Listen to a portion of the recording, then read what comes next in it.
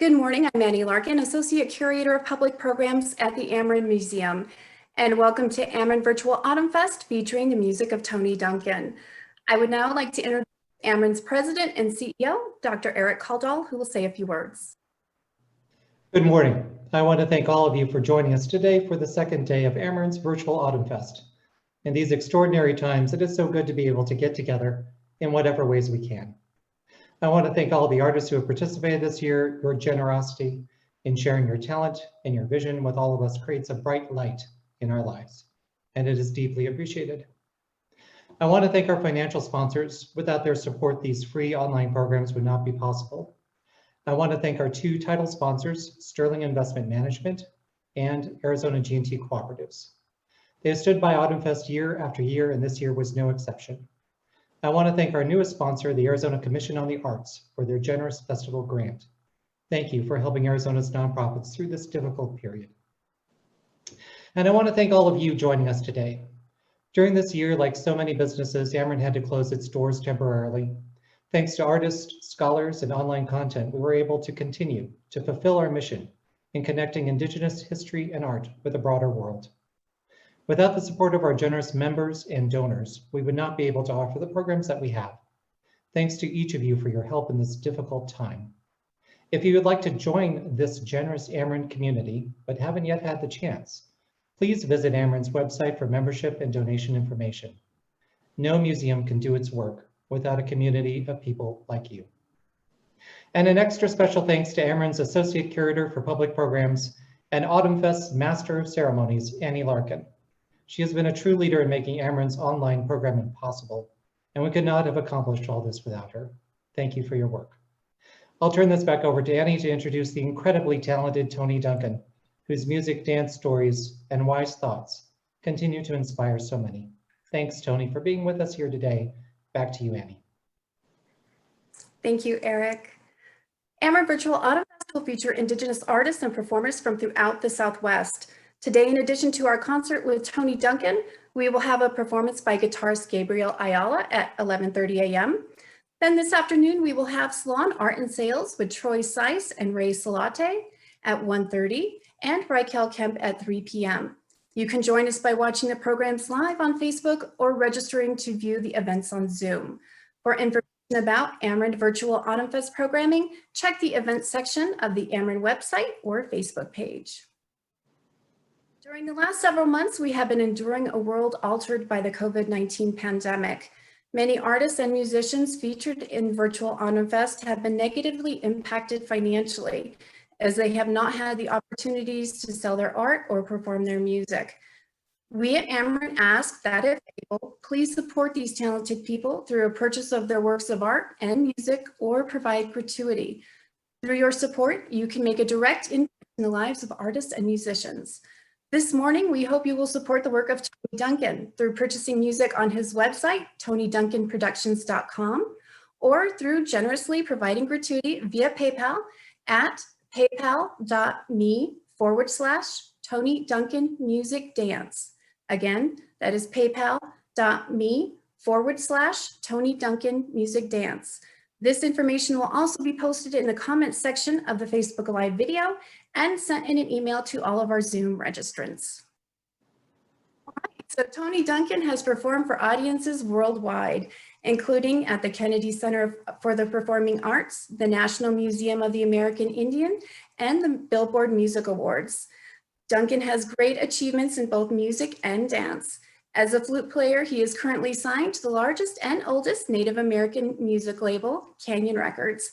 As a hoop dancer, Tony is among the best in the world, winning the title of World Champion Hoop Dancer an astounding 5 times. Amerind thanks Tony for sharing his time and talent with our audience today. And with that, I will hand it over to you, Tony.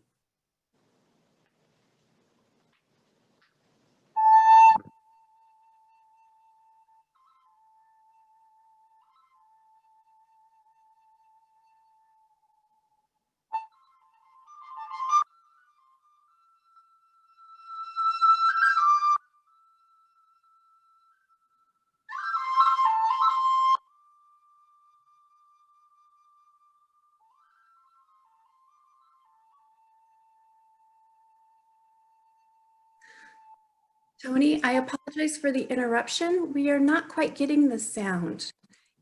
Stepping back from the mic a little bit.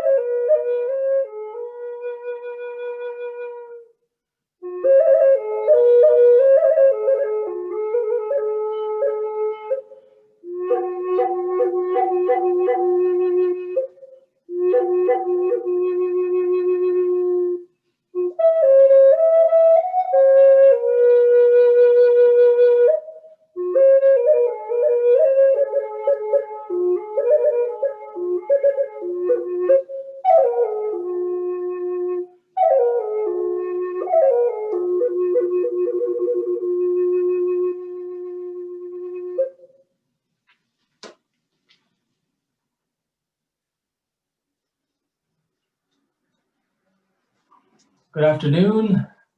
Hello, everybody. My name is Tony Duncan. Dagote shi Tony Duncan gunse.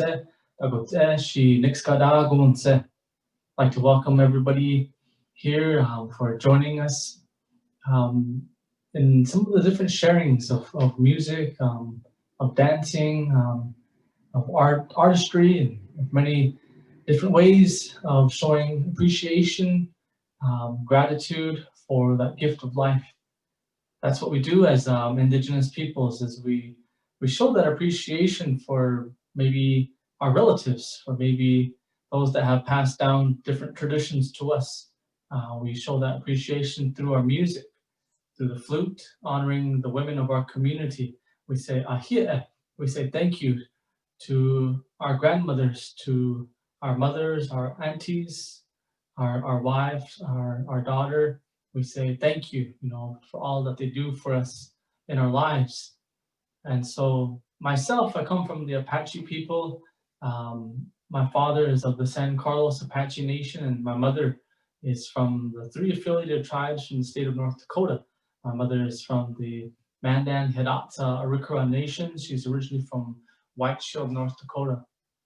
And I've been playing the flute for I've been playing since I was about 10 years old. Is kind of when I first picked up the flute, but I didn't really fully get into it till maybe in my later teens.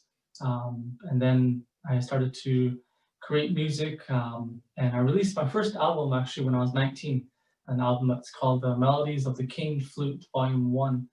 And I recorded that with 2 friends of mine on the acoustic guitar. And since then, I've really been combining the sound of the flute with various instruments, primarily the acoustic guitar with another good friend of mine, Mr. Darren Yazzie.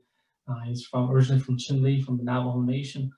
But in recent years, I've stepped back towards more of a traditional style of flute playing. And I've been playing a lot of the songs that my father taught me, and as well as composing a lot of traditional songs as well on the solo instrumentation of the flute. And I'd like to share another song with you here. This is the song that's has that same feeling, that same energy of bringing one's physical being, also spiritual being, into a way of finding that balance in our life. And so hopefully you enjoy this one here. Our flutes were used in many ways. This one here is a form of healing, self-healing with the flute.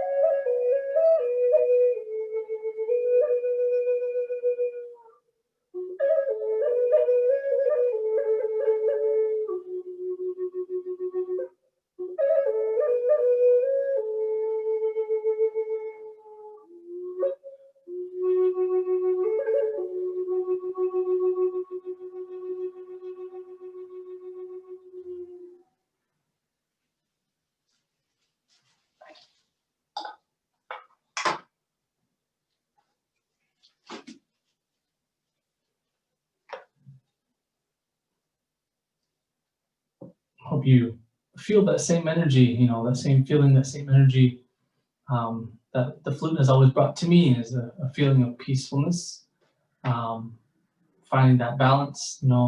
It's a way to recharge as well. And a lot of people tell me from my different albums, my music, that They use it for meditation. Many times they say they use it to calm themselves, maybe in their headphones going for a walk or so, or in their car listening to some of the different songs as a way of finding that centering. And also, many people often refer to my music and say, your music really helps me to sleep. And, that's a good thing to hear. That's something that we all need in this very busy, nonstop, ever changing, ever moving world.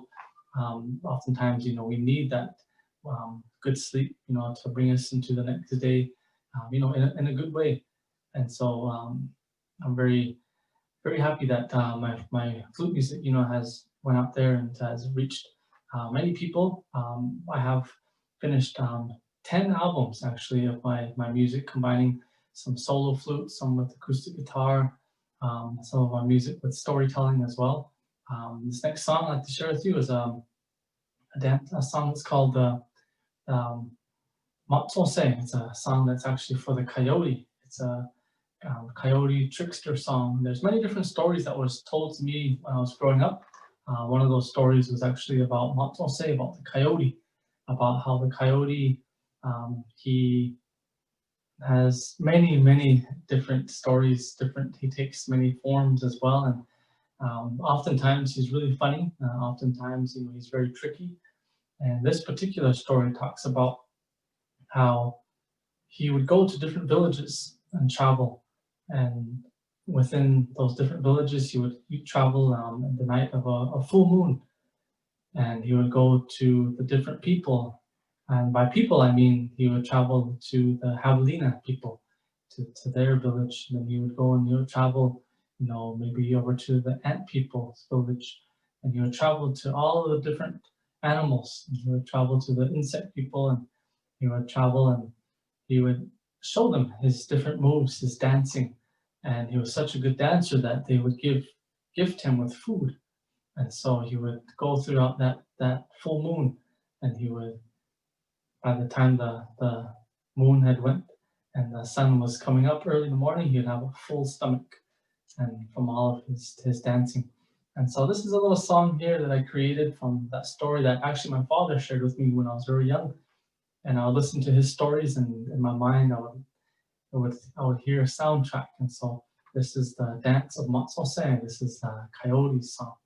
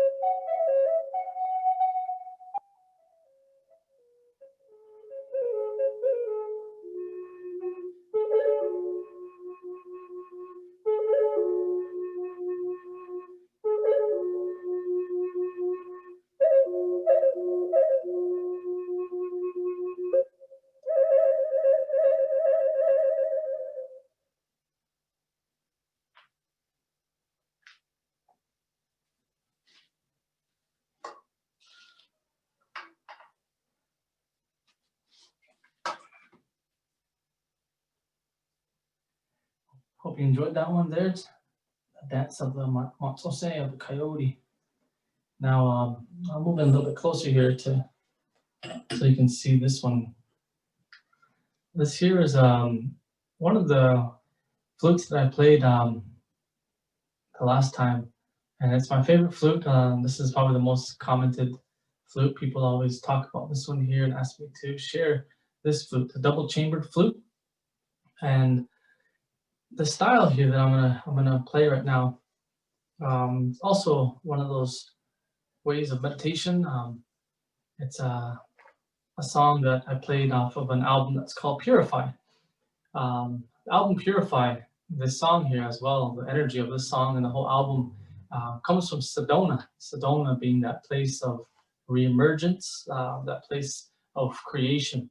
The very beginning of time in Apache way. A lot of those stories, they talk about Sedona, the surrounding area, Oak Creek area, that area for an Apache way. It's a very spiritual, very special place of energy. And so I'd like to share this one here, having that same feeling, of finding that balance and creating that energy within ourselves, in a calm, peaceful way. So hope you enjoy this one here.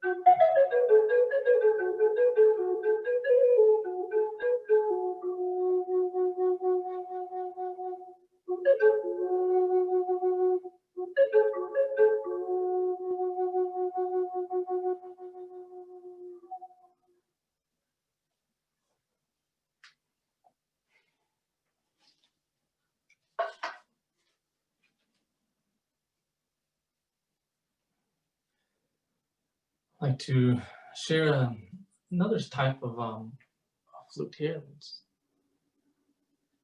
I'd like to share another type of flute here. This is actually a river cane flute. You can see this one here, a little bit different. It's one straight piece, so it's not carved, pretty much carved out by nature. And so my father taught me how to make flutes in the Apache way, and this is one of the flutes that I made. And so my father taught me how to play the flute when I was about 10 years old, but he also taught me how to make them when I was even a little bit younger than that. I was his helper and watched him make many flutes. And so I created my own flute here, and this is a river cane, a lot lighter, a lot softer sound. And the song I'd like to share with you right now here, this particular one is a song for the birds, the bird people song. And so we play songs to say thank you, appreciation for many different animal, four-legged people, brothers and sisters, winged people, and as well as the insect people. And this one here in particular is for the birds. And so there's actually even a particular Harris hawk that always comes by when I'm running, when I'm doing my jogging. And so he always gives me good energy. I always feel good when he comes by. So this song here is for all the bird people.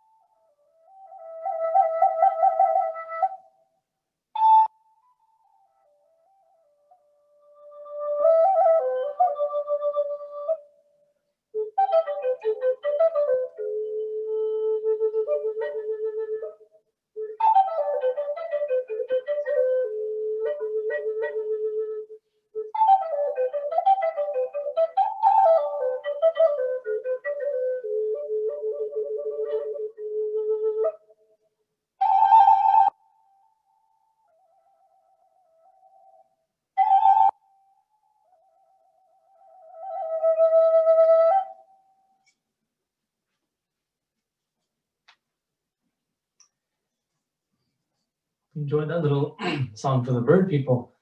I'd also like to share, this is one of the flutes that I made here. Kind of something that's interesting about this flute actually is the way that it's made here. My father taught me of just a little inside story.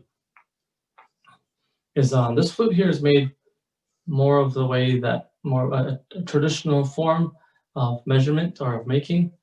You have this instrument here, and I'll take this off here. The river cane flutes are very fragile, and so I got a couple cracks on it, so I have some tape on here just to keep it from splintering a little bit more. You see some of the lines here. So you can actually even squeeze this really hard and you could break it. So this one here, you can see the air chamber. As the air goes, you breathe in here and it goes up and it goes down, straight down, and creates that sound. And so the way I was taught here was there's a wall that's right here, and you leave that wall intact. And then you have another wall that's right here. And so you can puncture and you can break that wall there. And so, and then the way you measure the holes here is you have the wall, you can see by the line that's right here. And that's where the first hole is right there. It lines up right next to it. And so, and then I burn a little hole right there, and then use your hand. And your hand is actually the measuring tool. So your hand is the measurement for the first hole, which is right here, all the way across, and then you put a dot right there. And that's where the first hole is. So the measurement from the air chamber hole and your first hole that you use for playing is as big as your hand. So that's what I was taught anyways. And then the first hole is put right there, and then you use your finger, index finger, and you have the distance of the first hole, and the second hole is the distance using your finger. And so that's the measurements. And then as you go down the flute, you slowly push the hole farther down. And so, and then the last hole here, this one here is the tuning hole, so it's a little bit larger. And so that's kind of how I was taught to make the river cane flutes. When I was about maybe 8 years old, I started to watch my father making flutes. And then when I was about 10 years old, my father gave me my first flute. And so that's how he used to make them, and they sound very a simple instrument, the simple measurements, and I don't use a drill or anything like that. It's just how actually you just can heat up like a little rod or so, and you just burn the holes in there. And that's how I do it. You can also carve them too, but that's the way that I was shown. And so now I'd like to share with you actually a style of dancing. I'm going to do a unique little form here. I'm just going to let this song play a little bit in the background here, because get myself ready for it.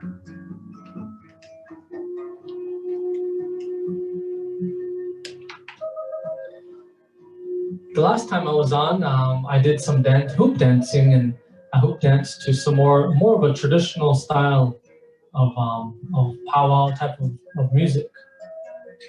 Now I've combined different sounds with the flute, and this is one of the melodies.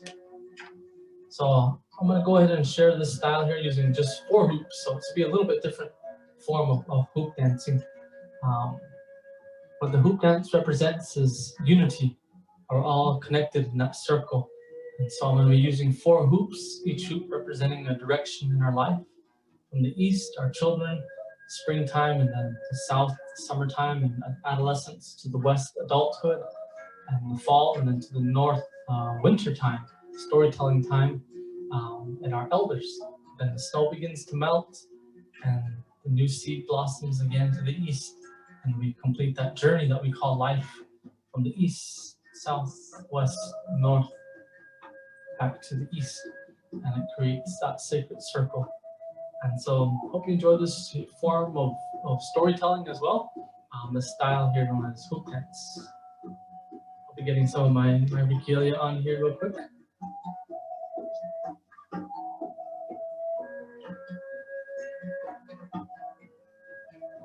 And yeah, once again too is coming up to that season. Our regalia that we wear, you know, this is what I'm putting on right now. This is our traditional regalia. It's not a costume.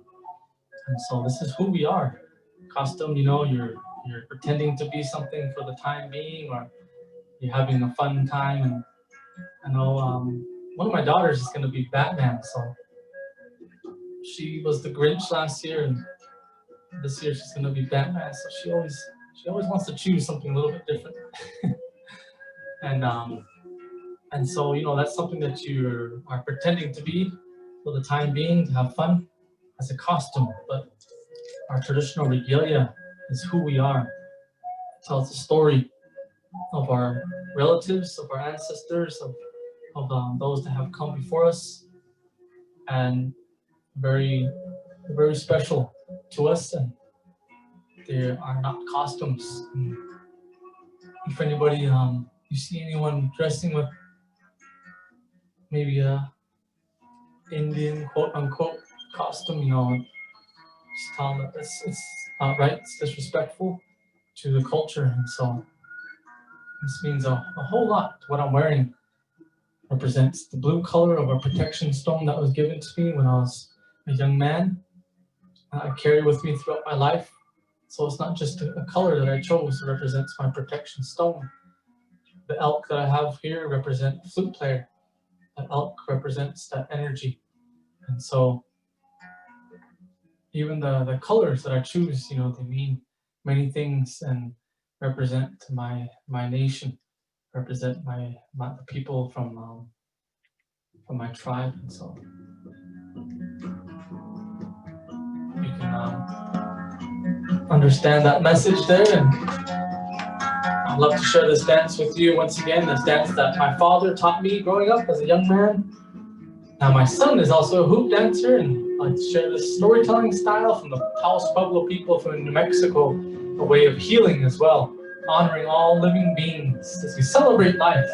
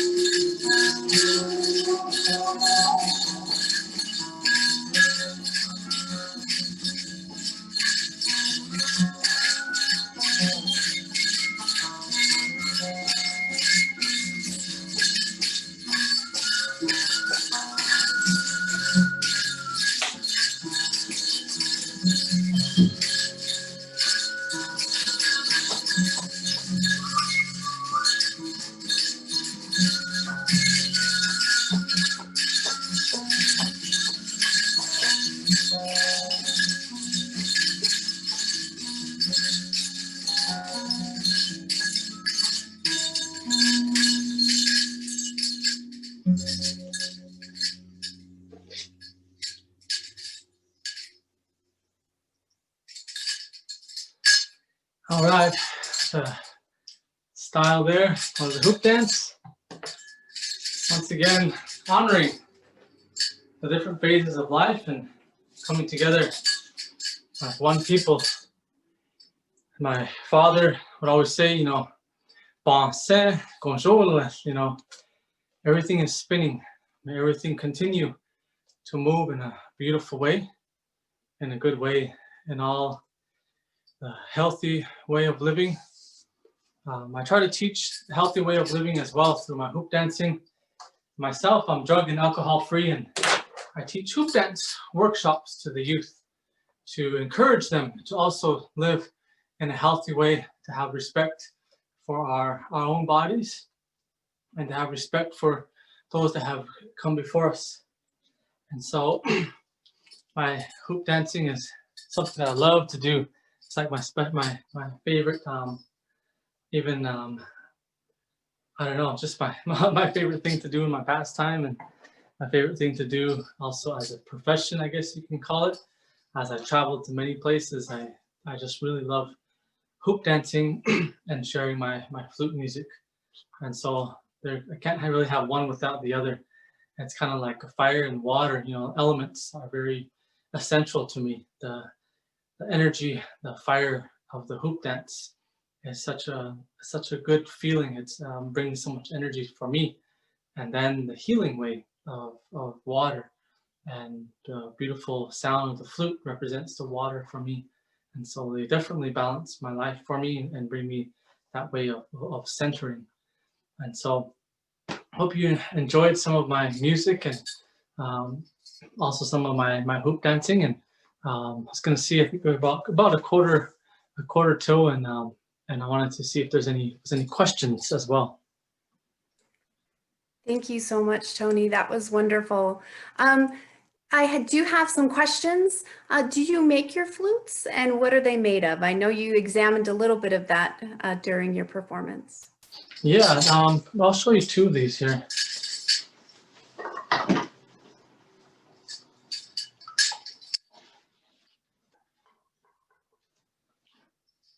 All right, these are three very different types of flutes here. This one here is I chose this one because you can tell where it's split. You can see the lighter color and the darker color. They split it here horizontally, and then it's carved out, and then it's placed back together. And they use like an adhesive to place it back together. And some of the older flutes, they would use like the tree sap to hold it together, and then they would wrap it many different bindings, and they would have those ties hanging on them, and they would play the flute in that way. Those are flutes from up north. Many of the flutes from up north in the Central Plains, they use that style. Cedar wood is probably, like, to me, the most common that I've seen, that I've heard as well.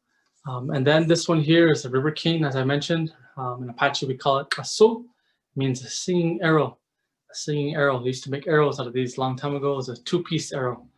And so this was part of the shaft of the arrow. So if this was like blown up, this is a huge version of an arrow. You would have the feathers that would come here on the arrow, pull it back this way, and then right in here they would stick the solid piece of wood that would come in here, and that would come out this way, and that part would have the tip on it right here. And so when that was shot into someone and they, in haste, they pull it out, the solid part would be in this way, they pull it out, and it would just come off like that, and it would be like a sleeve, and it would leave that part inside of the enemy as the Apaches were fighting. And so they still call it the singing arrow. They still refer to them as the singing arrow. And then this one's really unique. This is made by a friend of mine, Rich Dubois, and so this is a PVC type plastic type of material. And he makes these flutes. These are awesome flutes because they're for the youth. He makes these for, or even beginners, but he uses them in classrooms.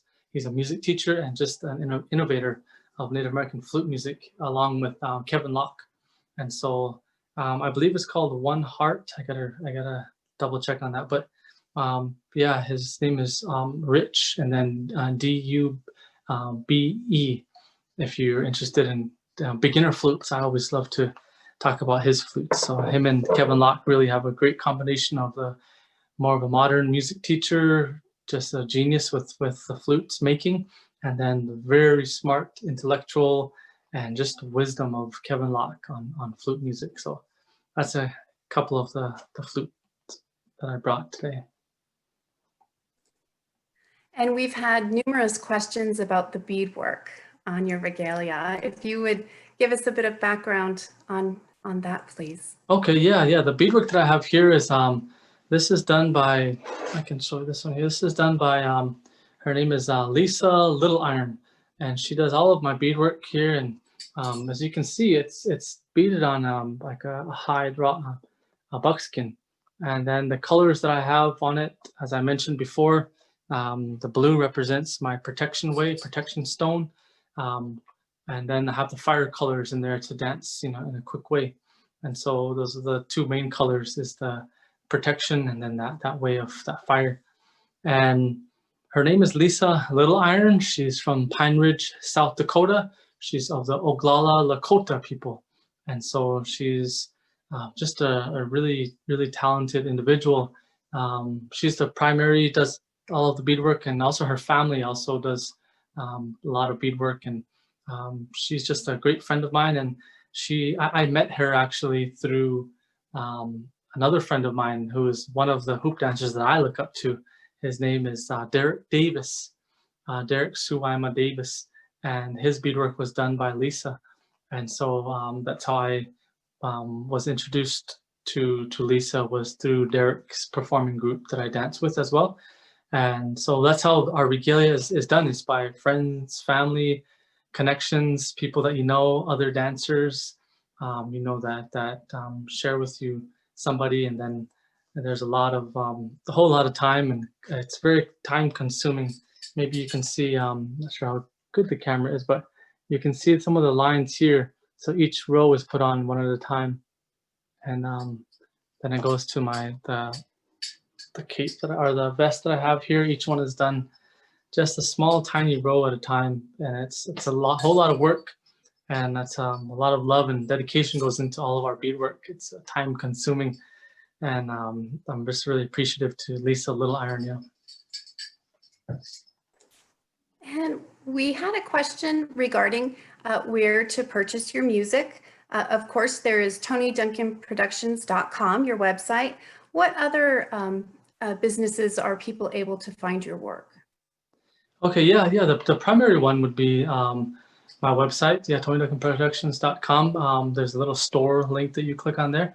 But then also, in the digital age that we live in now, you can find all of my music on all of the platforms. And so it's on Amazon. You can find it on iTunes. You can find it on Spotify. Actually, Spotify has been probably my most, people have been really messaging me that they listen to my music on Spotify a lot. So I'm on all of those digital platforms that you could think of. Just type in Tony Duncan flute music. And I have some of my music here. Actually, I just kind of did a quick little setup. So let me bring you over here. This is some of the music here that I'll be sending out. Actually, I got a couple orders yesterday, so I'll be sending out these ones here. This is my album, Earth Warrior, that has a combination of flute, guitar, as well as some of the singing. And then this is the Purify, the latest one here. And then this one is Native Sun, that has a lot of more of the higher flutes, like the River King flutes. It sounds like an early morning walking type of album. And then the storytelling books that I have here, this is I Am Native. This is my family. So all of you out there, this is me, my wife Violet, my daughter Manaya, Mia, Naichi, and Natanis. So this is my whole family. This is a story about our family. And then When We Dance, and then Let's Hoop Dance. So we also do, we tell our stories through our music, through our dancing. And my wife Violet, she has really, really branched off into an author, children's book author. And so we sent out maybe about 100 books just maybe over the past couple months, maybe about a month and a half ago or so. We've been sending out books for a lot of the different schools that are just getting started with their upcoming Native American Heritage Month, which is in November. And so if you're interested in any of those books as well, my wife is doing that. But yeah, you can find it even through a lot of different websites, but primarily my website, Tony Duncan, TonyDuncanProductions.com, and then also my wife has a website, Violet Duncan. And so you can find our music here and there, and so hope to get some orders to send out soon. Yeah. I should also mention that we're having a free online children's book reading with Violet on November 14th at 11 a.m. Arizona time. It's where you can meet Violet, ask her questions, and hear some of her fantastic stories. Our next question is from Canada. Do the Apache have an animal clan system? Oh, animal clan system. Yeah, you actually, it's a little bit different. We have our clan system, you know, that we take.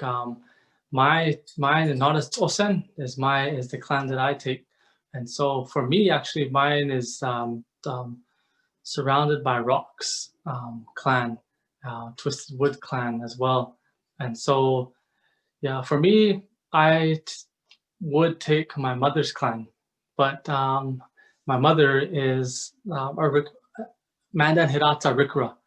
And so if I was born into a Apache, you know, my father was with an Apache woman, I would take my mother's clan. And so I take my father's clan because from the Mandan Hidatsa Arikara nation, they don't really have that type of a clan system the way we do in Apache way. So it's a little bit interesting with two different tribes.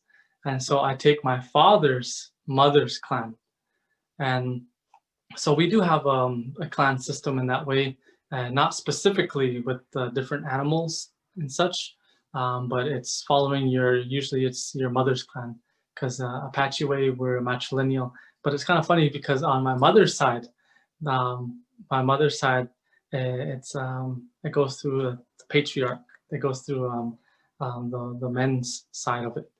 And so it's kind of, if I went by my mother's side, I'd go with my dad. If I went by my dad's side, I'd go through my mom. So it's kind of interesting like that. But for me, and as an Apache way, I take my father's, I always have introduced myself anyway through my father's mother's clan. So. And the next question is, are your children also learning hoop dancing and flute playing? Oh yeah, definitely. I guess I'm not sure really exactly about learning. They're growing up in it. So if they have any questions about wanting to test the waters with flute playing, if they show any interest, I actually show them my flute music just by playing at the house or playing during any time I'm practicing, or even when I'm just outside, I play a flute. And after dinner time, you know, I'll play the flute, just the melody here at the house, and then they'll kind of come by and ask questions and such like that, but nothing exactly with classes or anything like that with the flute or with the hoop dancing. Hoop dancing is a little bit different. Hoop dancing, there's different performances and competitions that are going out throughout the year, and so they have a goal to really try to reach, and so they love hoop dancing too. My son Naichi and my daughter Mia are kind of the two that really have drawn to it. But my two daughters, Manaya and Matanis, they are interested too, and but they're more interested, I could tell, in another dance that's called the women's jingle dress style. So I try to really help them out with whatever their interests are. But yeah, Naichi, he's kind of obsessed with hoop dancing. So I help him out with that, and I understand how it is because that's how I was. I was very obsessed with hoop dancing, the same way with somebody with basketball. If they're always dribbling the ball at the house, you can't get the ball out of their hand, they go to sleep with the basketball. I hear stories of basketball players like that, and I loved the same thing. And if that was a hoop with me, I would take a hoop with me everywhere I went. Even when I went to the store, you know, I still have a hoop in my hand. And it's the same thing with my son Naichi. So yeah, definitely they're learning. Trying to pass down those teachings and try to, support whatever they would like to do in life that gives them happiness. And at what age did you start playing the flute? 10 years old. I started playing when I was 10. My dad made me my first River King flute when I was 10 years old, and he taught me, the very simple, he taught me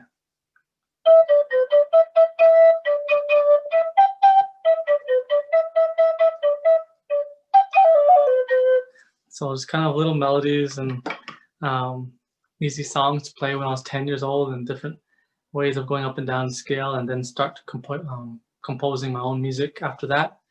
And like I said, it's something that was really drawn to me, and I just also had a really fascination with the flute and the melodies when I was younger. And so I started at 10, and I really got into it in my later teens. Well, thank you so much for a beautiful performance today, Tony. You have brought joy and light into all of our hearts. We really appreciate your time and talent. And I would like to remind everyone that at 11:30 a.m. Arizona time, we will have a guitar performance by Gabriel Ayala. And if you would like to support Tony Duncan and his work, please visit TonyDuncanProductions.com or generously provide gratuity via PayPal at paypal.me/Tony Duncan Music Dance. Again, that's paypal.me/Tony Duncan Music Dance.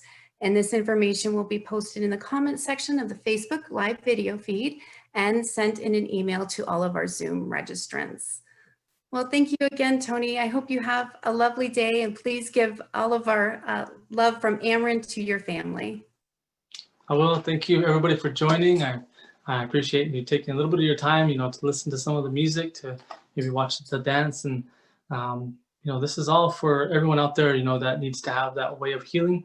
Our music, our dancing, our stories, they're all primarily done to bring happiness, to bring healing to people. And so, from my heart to you, hope you appreciate those styles of music dancing, and I appreciate you for joining in today. Thank you. Thank you, Tony. And thanks to our audience for joining us. Have a great day. Bye-bye.